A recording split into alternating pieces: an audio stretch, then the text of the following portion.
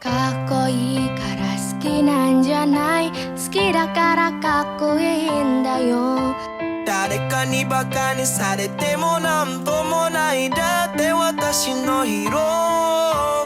いつも眠いっていう個性に状況は起きているとことか、みんなの前では黒なのに犬の前ではデレデレなとことか。ああ本当に愛してやまないあなたのこと、私だけのヒーローになってよ。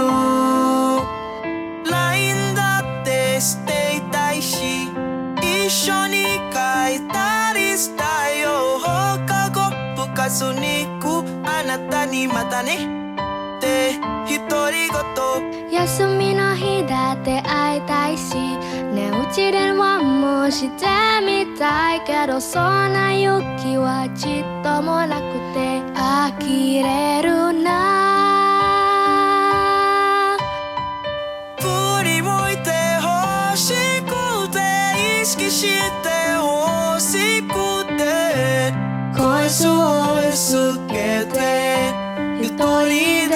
むせて、あなたが欲しくて、あなたのものになりたくて、明日こそはって